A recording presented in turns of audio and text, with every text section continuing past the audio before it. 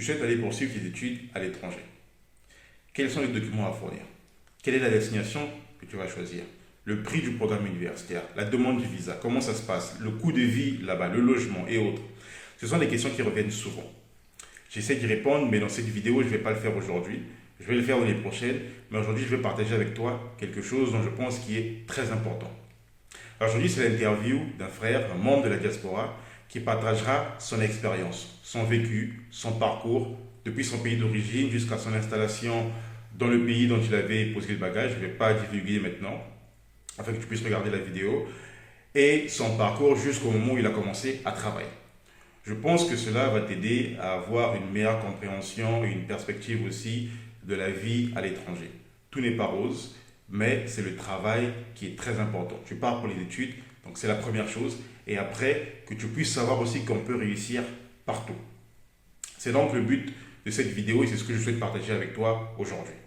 Alors si tu as des questions, donc n'hésite pas à me contacter, je laisserai mon email en dessous. Et puis si tu es nouveau, clique sur le bouton rouge afin de t'abonner et ne pas manquer les futures vidéos que je posterai. Alors, le dernier rappel, c'est que la vidéo est un peu longue, donc je l'ai coupée, je crois, en 3 parties, donc je vais poster une aujourd'hui et les prochaines dans les jours à venir. Ne manque pas donc ces vidéos-là une fois que je les posterai. Clique donc sur le bouton rouge afin de t'abonner et surtout, partage. Partage généralement à toutes les personnes qui pourront bénéficier de ce genre de contenu.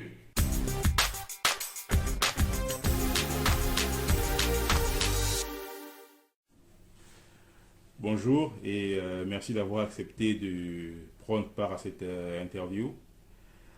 Alors, est-ce que tu peux te présenter pour toutes les personnes qui regarderont cette chaîne?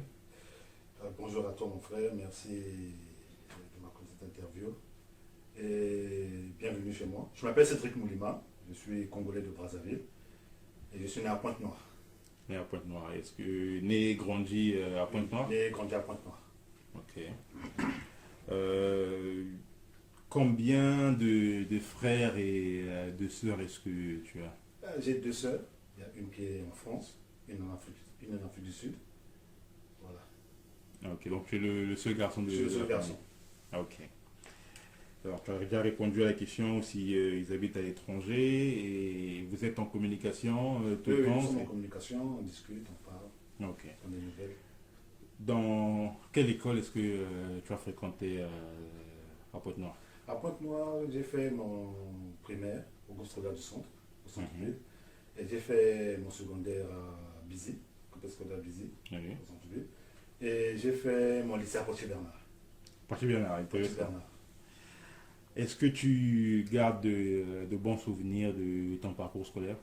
Oui, j'ai des bons souvenirs de mon parcours scolaire. J'ai eu des bons profs. J'ai eu des profs qui m'ont quand même bien dirigé durant mon parcours scolaire. Et jusqu'à présent, il y a certains de mes profs qui sont toujours en contact avec moi, juste pour savoir comment je vais.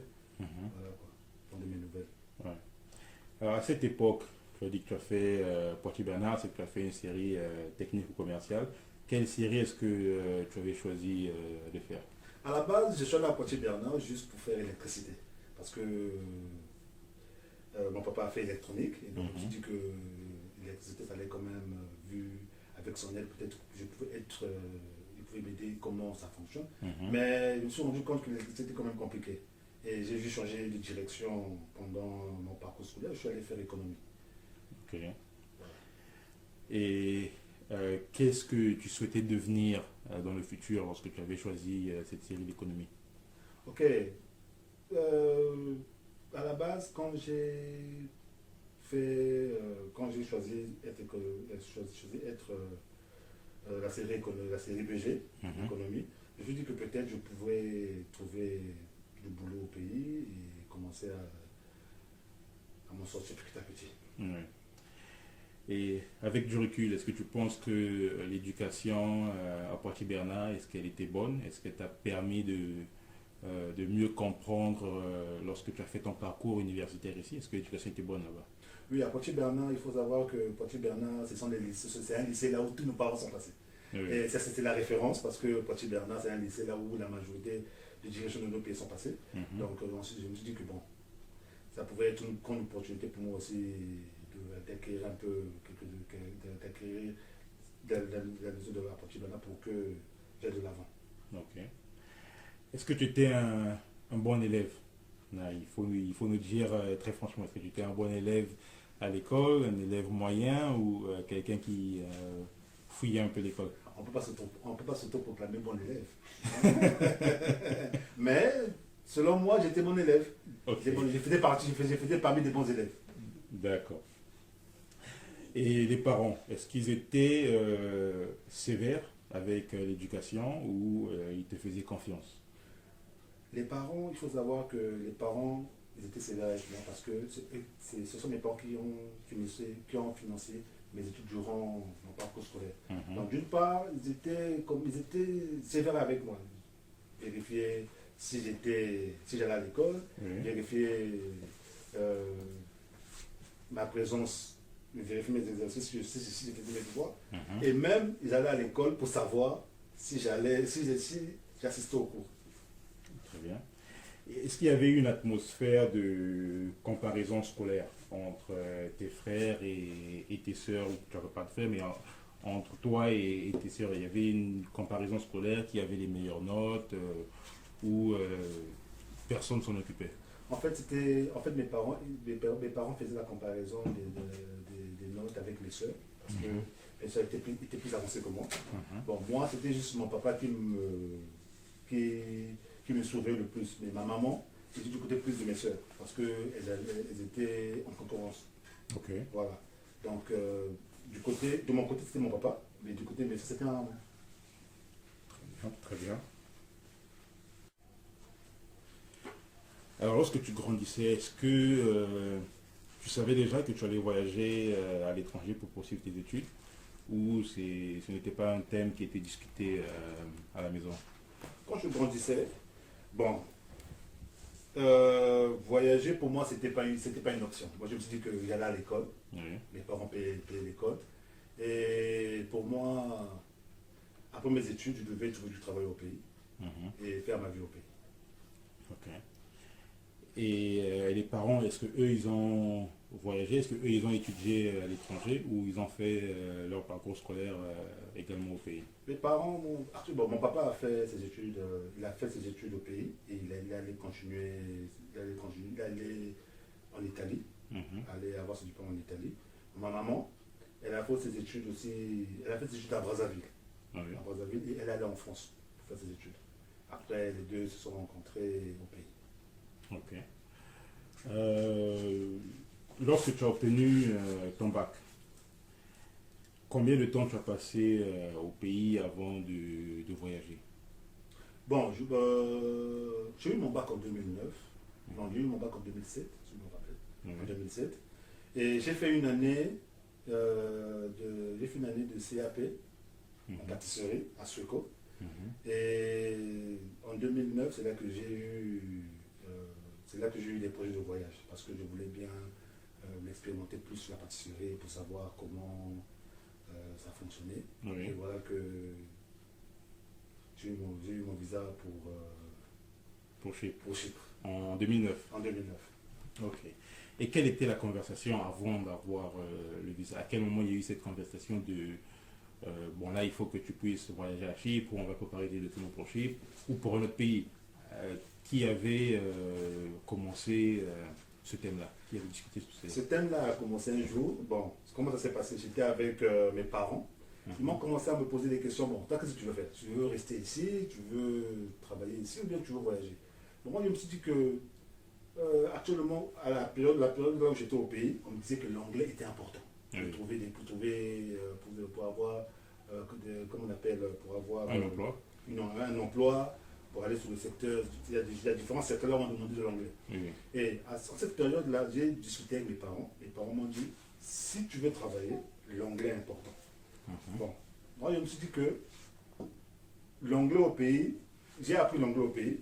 Moi j'ai fait 3 mois d'anglais, mais ça n'allait pas. Ça ne marche pas. Oui. Bon, c'est là que mes parents m'ont dit, si tu veux, tu peux aller en Ukraine ou au Ghana, Mhm. pour un premier temps pour aller apprendre l'anglais, tu reviens et tu peux chercher du travail. Oui. Voilà. Ok. C'est là que le projet de voyage a commencé. D'accord. Et donc tu as fait, est-ce que tu as fait la procédure du Ghana, de l'Ukraine, ou uniquement de Chypre? On avait fait la procédure du Ghana. Bon, on avait contacté, il y avait une agence au pays, une agence qui faisait partie des étudiants au Ghana. Bon, à la dernière minute, ils ont contacté mes parents me disant qu'il n'y avait plus de place parce que je voulais bien aller à la rentrée, parce qu'ils avaient deux rentrées, ils avaient la rentrée de octobre et la rentrée de février. Et moi, j'avais postulé en retard parce que avec la situation que mes parents traversaient cette période-là, voilà que ils m'ont dit que c'était plus possible que je voyage. D'accord. Voilà. Et à quel moment est-ce que vous vous êtes concentré alors sur Chypre? Sur Chypre, bon, mes parents m'ont demandé, parce qu'il y avait un ami en papa, M. Boubeba, un bonjour à lui, un M. Boubeba qui a contacté mon papa en me disant que voilà, il avait son fils qui était à Chypre. Et à Chypre, on peut parler anglais. À Chypre, c'est un pays européen, il y a plus d'avantages. Il peut apprendre l'anglais là-bas. Donc c'est là que tout a commencé. Nous avons commencé à faire des démarches pour Chypre, on a essayé de voir comment ça fonctionnait, quels sont les papiers qu'on demandait pour avoir un visa pour Chypre. Et c'est là que nous avons contacté M. Mondi, un Camerounais. C'est lui qui nous a aidé à la démarche du visa. Il nous a aidé à voir comment fonctionne, pour avoir des papiers, pour appeler pour le visa. Et combien de temps est-ce que cela a pris entre le début de la procédure et l'obtention du visa? La procédure du visa a commencé, ça a commencé nous avons commencé à faire la procédure en mai. Je me rappelle, c'était en mai, ça a pris 3-4 mois, parce que je suis arrivé à Chypre en septembre, à la fin du mois de septembre. Voilà, ça a pris 2 ou 3 mois. Ok. Le monsieur dont tu as parlé, ou l'agence qui t'a aidé à préparer des documents pour Chypre, est-ce qu'ils étaient disponibles? T'ont-ils répondu à toutes les questions dont tu avais par rapport à Chypre? En fait, ce monsieur-là, il travaillait à son propre compte.